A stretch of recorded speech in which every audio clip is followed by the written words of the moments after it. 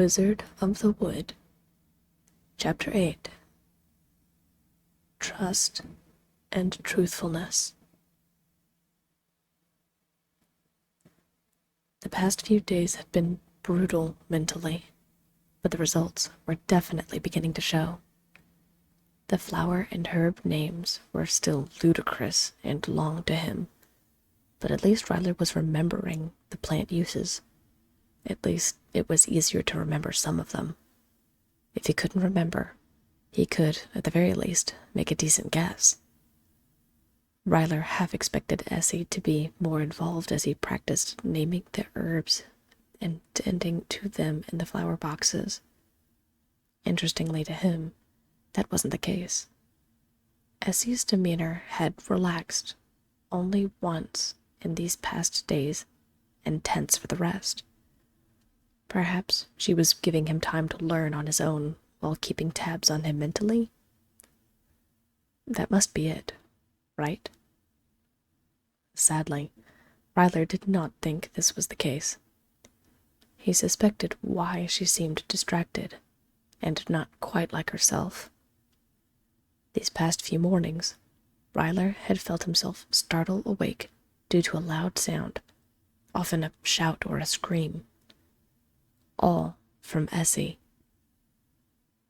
A few times he was able to discern the words, but his main concern was the state she was in after she woke up.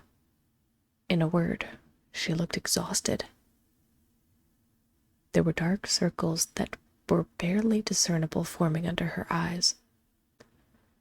When Rylir woke up, she was already working away, scribbling sigils and notes onto her thick stacks of parchment.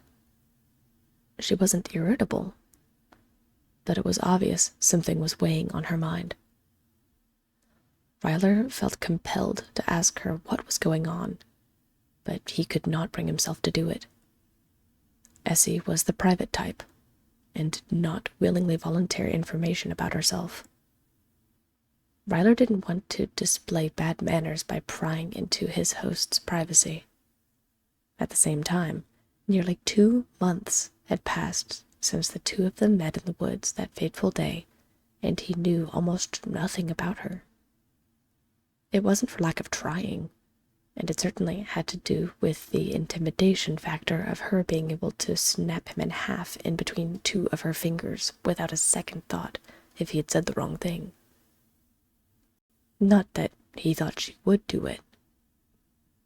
He had asked different things, like how she learned magic, or what brought her to this place here in the mountains of Fanged Ridge. Her responses, as always, were almost straightforward and blunt. I have always been able to use magic. It was something I was undoubtedly born with, and my mentor made me stronger.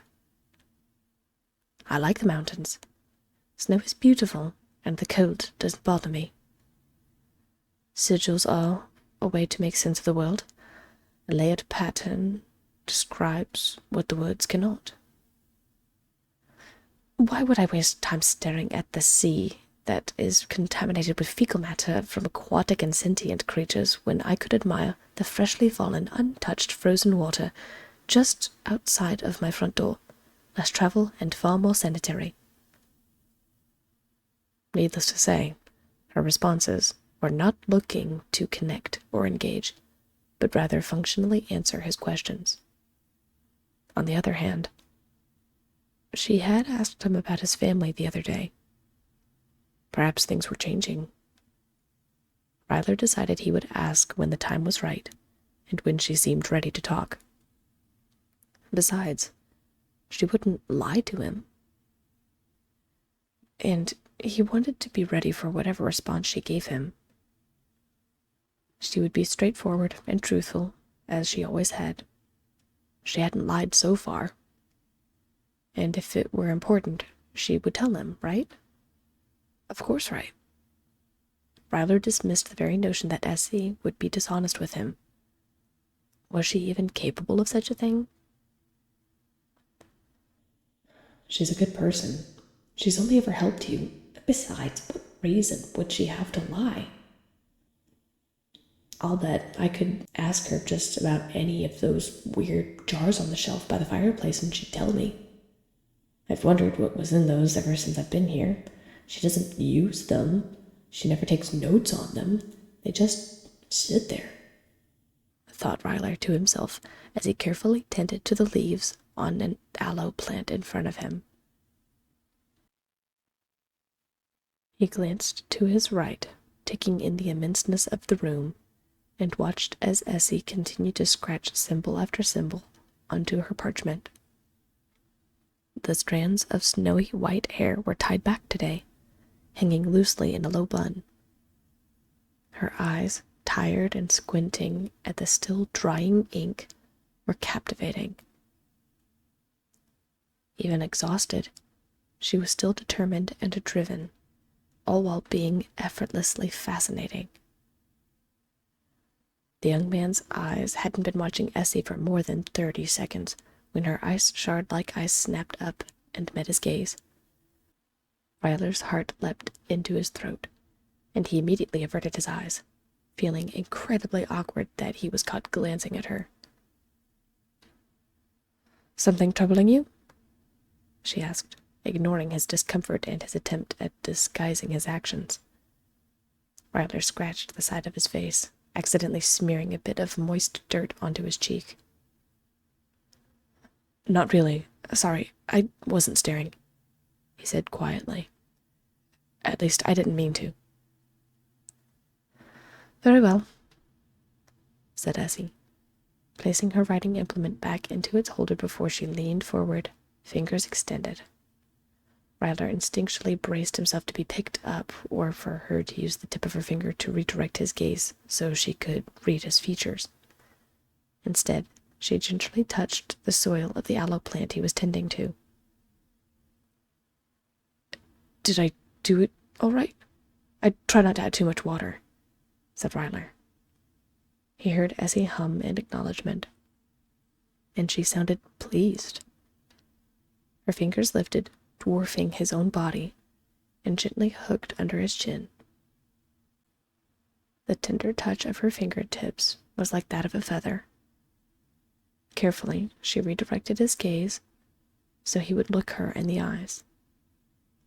Heart racing and breath hitching in his throat, he looked into her features and, for a fraction of a moment, saw a hint of a smile in the corners of her lips. "You did very well. Executed in near perfection," she said encouragingly, voice velvety and soft. Several long moments passed before Essie curled her fingers and pulled her hand away from him. It was completely unexpected, thoughtful and endearing. It was enough to spark a momentary courage in the herbologist in training. "Well enough to ask a question?" he asked, which made Essie's eyebrows quirk curiously. 2 points. The first is that you have technically already asked a question. Second, you rarely ask questions of relevance. What is this question about, if you don't mind my clarification?" stated Essie, folding her fingers in front of her and resting them on the desk. Ryler chuckled awkwardly and grinned, scratching just behind his ear once again. "You've got me there. I just wanted to know what was in those jars. The ones on the shelf by the fireplace. You don't really use them," said Ryler, as he stared at Ryler curiously for a moment longer before sighing. "Very well, there's no harm in curiosity. Come along." With that, as he reached her hand forward and held it open for Ryler to step onto. I can make it over there and climb up. You don't have to, and yet this is the most effective and time-efficient manner to accomplish the goal," countered Essie. "I understand being carried makes you uncomfortable, but the alternative is more time-consuming and physically taxing." Her hand inched closer to him. Ryler sighed, knowing Essie wouldn't yield easily. Instead, he gave her a reluctant look and stepped onto her hand. His entire world spun as Essie turned and stood simultaneously before she stepped up to the shelf. Footing slightly unsteady, he fumbled his step and tripped over the pad of her finger as he stepped onto the shelf, bracing himself against the surface of the jar in front of him. With a slight jostle of the jar, the clear liquid inside sparked to life with a faint cyan glow. "Go on. Which one do you have questions about?" she asked. Rylir calmed his breath before stepping to the side and pointing to the jar that had just saved him from completely falling flat on his face. Well, what's this?" he asked. "Noctiluca scintillans. It's a dinoflagellate that illuminates when disturbed," said Essie. When she saw the confusion on his face, she explained further. "It's a type of algae, like moss, that grows and lives in water." "And it glows? On its own?" asked Rylir, staring at the clear liquid with the small blue-green specks in it. "That is correct," confirmed Essie. Rylir pointed to another jar, then the next, and then the next. Each name and use were more fantastical and outlandish than the next. It surprised Rylir, but he was actually having a good time getting Essie to name the plants and explain what they were. It wasn't until he shoved one of the jars out of the way that he felt his entire body seize and a cold shiver run down his spine. There, in the very back of the shelf, was a jar that contained a dozen or so mushrooms. They were about half his height, but that wasn't what bothered him. What bothered Rylir was the green dust, like spores or pollen, inside the jar. The caps of the mushrooms were a decayed gray color, and there were gaping pockmarks in the stem. It didn't look menacing, but Rylir knew better. He would recognize that green dust anywhere. It was the same. It had to be. "Any others?" asked Essie expectantly. Rylir, feeling incredibly nervous, glanced back at Essie before fixating on this jar. Maybe she didn't know what it did? Maybe it wasn't what he thought it was? Yeah, what's this?"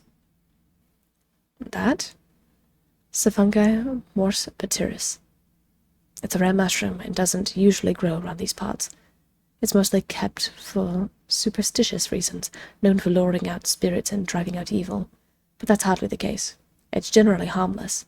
The stems can be pressed into poison wounds to draw out the serum. The spores and caps are what make it an incredibly toxic mushroom. The symptoms, if you breathe too much in, can cause blindness, upper respiratory infections, bleeding through the respiratory, oral, and nasal passages, eventually coagulating the blood in the veins and leading to death. Nasty stuff if it grows in clusters." Every word, every symptom, made Ryler's stomach churn. He wanted to collapse to his knees. He wanted to vomit, the bile building in the back of his throat. It was the same. It was all the same. His home. His family. He felt his entire body trembling as he glanced back at Essie, who, to his own mortification, looked slightly confused. "Then why do you have it?" Rylir tried to keep his voice from trembling. Essie, in a stunned silence, looked distant to the small man. Essie felt just as confused as Rylir felt. Why did she have it?